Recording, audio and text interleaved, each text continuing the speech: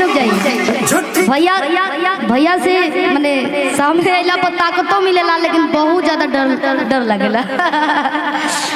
लेकिन कहे के बाद कि खा के पान जानी जान तू हमारा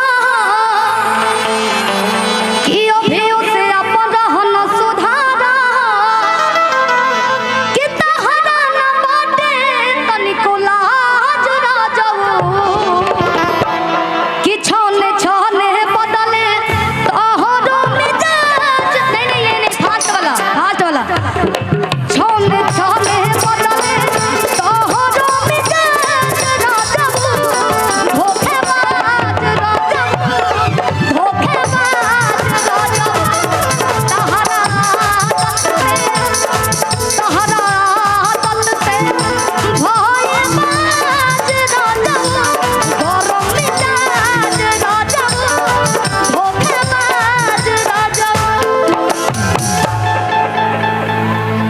कलाकारी होता है। हम जब तोरा उम्र के रही ना तो ये गाना गौले रहे। दिल लगा लिहा देवरू से बात करके कुछ मजाक करके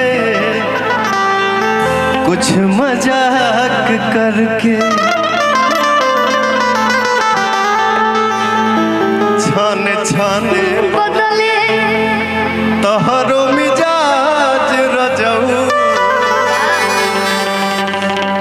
गाना मार धन्य हो गए, हम धन्य हो गए भैया। दिल लगा लिहा देवरू से बात करके। मैं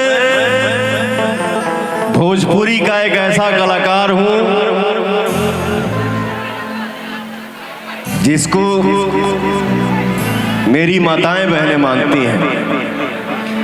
पवनवा गावेला गुनगुना देला, हमार माई बहन सब आशीर्वाद देता रही। ऐसे इससे बड़ी संपत्ति क्या हो सकती है।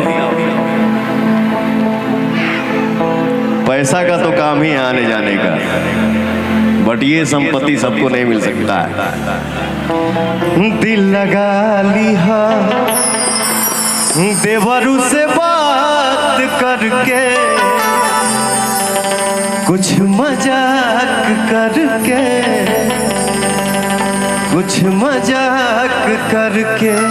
अभिषेक सर पीछे से इशारा करेंगे गाना गावे के बाद। धनिया जान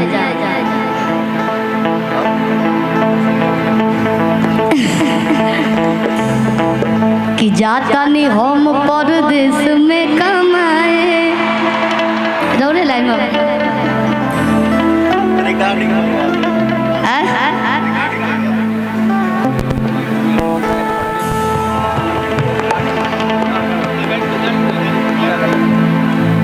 कि सुनो ये प्यारिया हो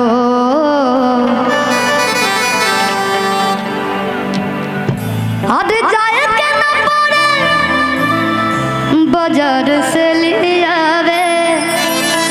अरे तोर सुनो ये प्यारिया हो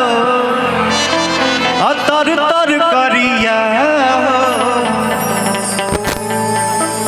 तो बोला काका हमको दे रोपनी आए जा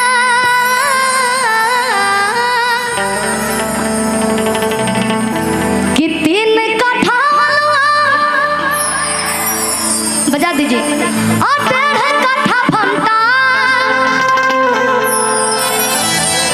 कि 1 कट्ठा मोदी हो धनिया जान कि हम कुछ खाए। अरे चटनिया जान तू 1 कट्ठा बोली हो धनिया जान हम कुछ खाए चटनिया।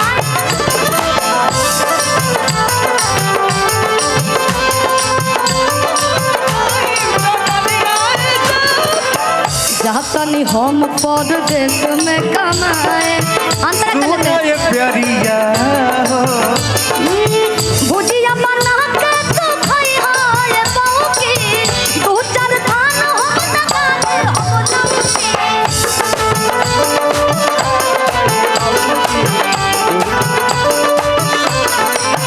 घेवन करैली तारोई हो राजा नहीं हो तो हमरा लाबोई हो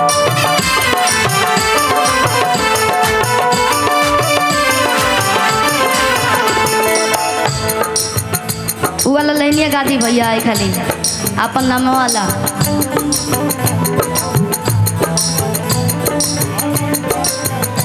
हई पवन ना होई परेशानिया रे जान